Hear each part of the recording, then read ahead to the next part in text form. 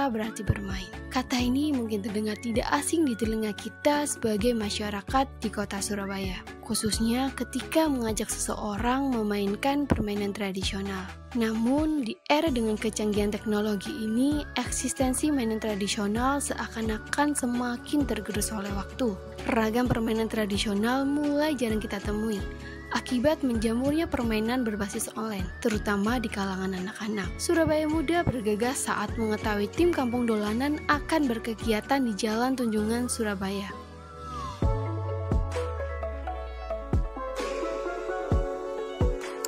Ada sahabat muda, udah lama nih kita nggak ketemu di Insight. Kali ini berbeda dari Insight sebelumnya, aku udah prepare banget nih pakai baju olahraga kayak gini. Gimana? Kece kan? Jadi sekarang aku sedang ada di Car Free Day Kota Surabaya, khususnya ada di Jalan Tunjungan. Nah, di sini aku bakal nostalgiaan. Tapi bukan nostalgiaan sama mantan ya. Aku bakal mainan-mainan lawas yang pada zaman aku kecil tuh lagi booming-boomingnya gitu. Nah, dari info yang aku dapat, di sini tim Kampung Dolanan buka sebuah lapak yang nyediain banyak banget mainan-mainan lawas. Nah, hitung-hitung refreshing juga, aku dan tim Surabaya Muda langsung cus aja ke sini. Ya nggak sih kameramen? Nah, tanpa berlama-lama lagi, yuk kita langsung cari aja di mana lapak dari tim Kampung Dolanan.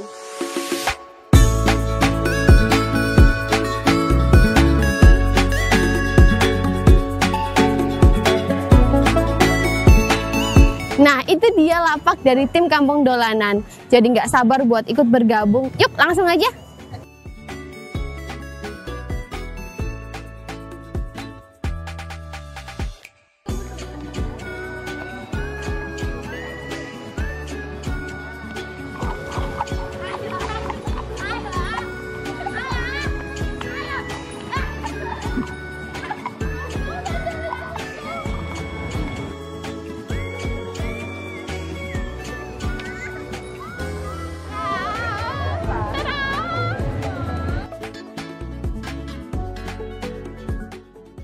Sekarang aku sedang mainin salah satu mainan yang ada di Kampung Dolanan.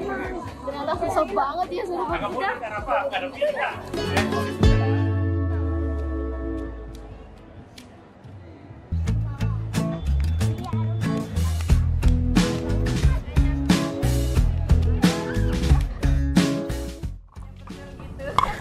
Aduh, ternyata seru banget ya mainannya kayak gini. Aku jadi nostalgia waktu aku kecil. Jadi gak sabar buat nyobain semua mainannya ada di sini. Gak kerasa udah siang juga ya. Aku kayaknya mau cari-cari minum sambil ngobrol sama yang punya dari tim Kampung Dolanan.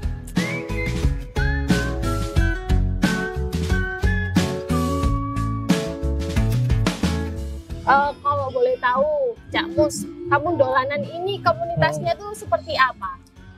Kampung Dolanan itu sebuah komunitas pelestari permainan tradisional. Terus secara aktivitasnya kita menjadikan permainan tradisional itu sebagai alat untuk menumbuhkan aktivitas yang beragam. Gitu.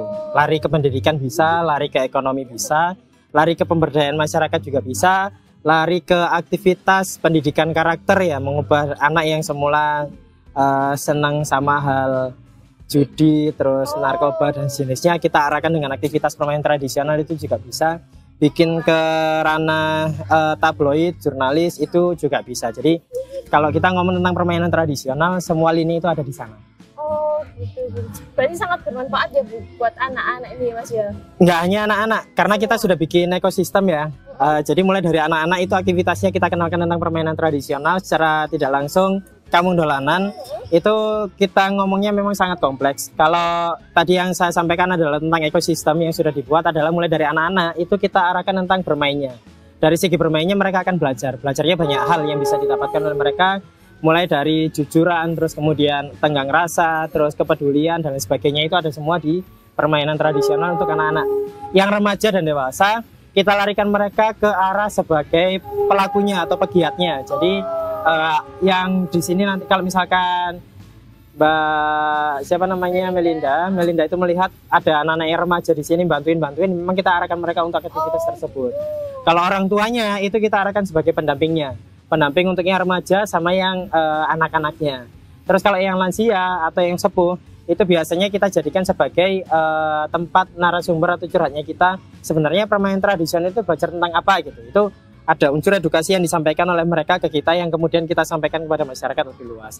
Nah, di sisi yang lain ada pentahelix juga, mulai dari pertama komunitas, 2 itu akademisi, 3 itu pemerintah, 4 itu media ya, salah satunya Surabaya Muda. Ini juga berperan untuk mendukung aktivitas permainan tradisional melalui kampung dolanan bisa tersiar yang lebih luas kayak gitu. Jadi masing-masing punya lini aktivitas yang bisa mengembangkan potensi dari masing-masing tersebut. Oke. Kalau boleh tahu sudah berapa lama didirikannya kampung dolanan ini, Mas? Kampung dolanan itu didirikan dari tanggal 13 Desember tahun 2016. Sampai sekarang ya kurang lebih sudah 10 tahun kurangi 2. Lumayan lama ya, Mas ya?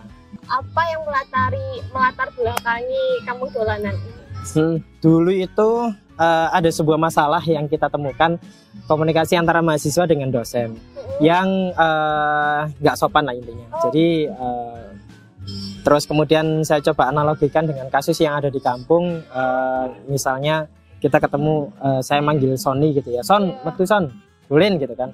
Depan ini sudah depan rumahnya Sony gitu ya, tapi Sony nggak keluar. Sampai manggil lagi, emosi juga meluap kan. Sampai panggilan ke-13, ada orang yang keluar dari rumahnya Sony, tapi bukan Sony, tapi ibunya. Ketika ibunya keluar karena kita dalam kondisi emosi, maka kita langsung menyampaikan, Bu, anakmu nang ndi kok gak metu-metu, budek aku pingin gitu kan. Saat kita bilang kayak gitu itu, ya karena emosi kan. Saat kita bilang kayak gitu, itu langsung sudah ada teguran. Tegurannya adalah dari orang yang lebih tua daripada kita. Biasanya mereka langsung mengingatkan, gak oleh ngomong kayak ngono karo wong tua, kudu sing sopan dan seterusnya gitu kan. Nah, waktu itu konteksnya adalah saya ngajak main si Sony.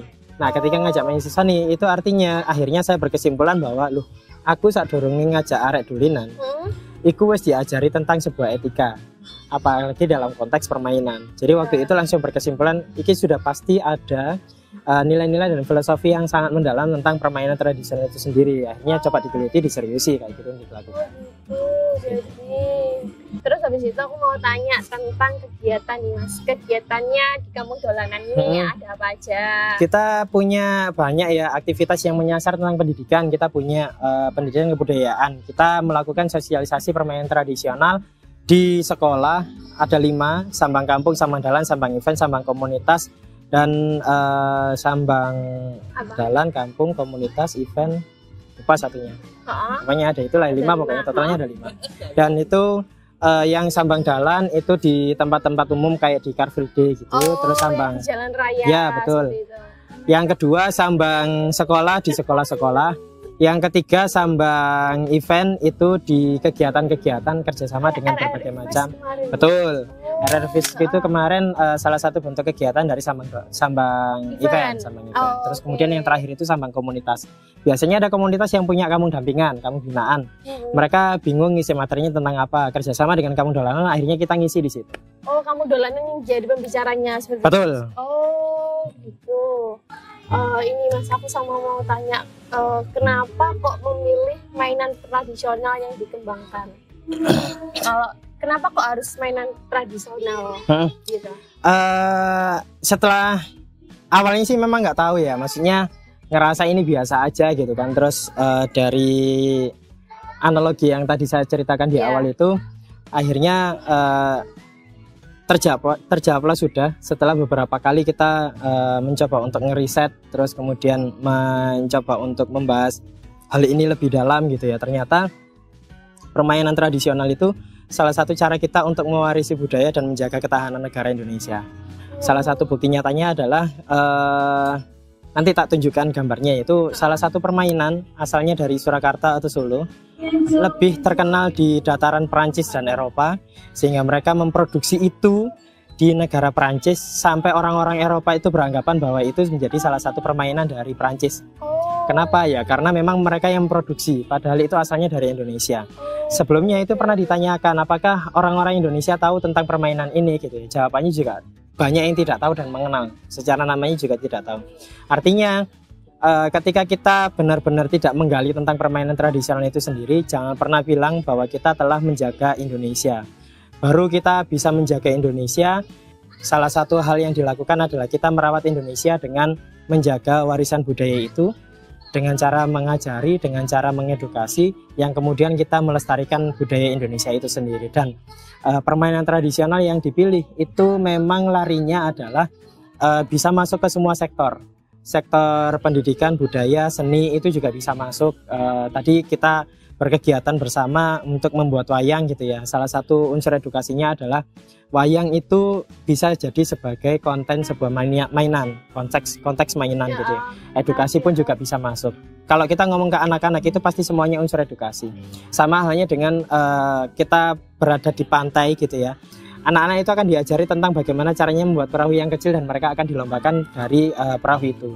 Berarti mainan tradisional ini sangat penting ya Mas buat semua kalangan, nggak cuma buat anak-anak aja, tapi khususnya anak-anak. Masing-masing usia punya peran ya, jadi bukan hanya di anak-anak. Karena permainan tradisional itu kita akan bicara tentang 3 hal. 3 hal itu kalau kamu dolan mesti pakai simbol kayak gini. Ada yang gini, ini erat dengan 3 hal. 3 hal itu yang pertama, permainan tradisional mesti ada keterkaitannya dengan diri sendiri. Yang kedua, permainan tradisional itu erat kaitannya dengan alam, lingkungan sekitar, dan masyarakat sekitar.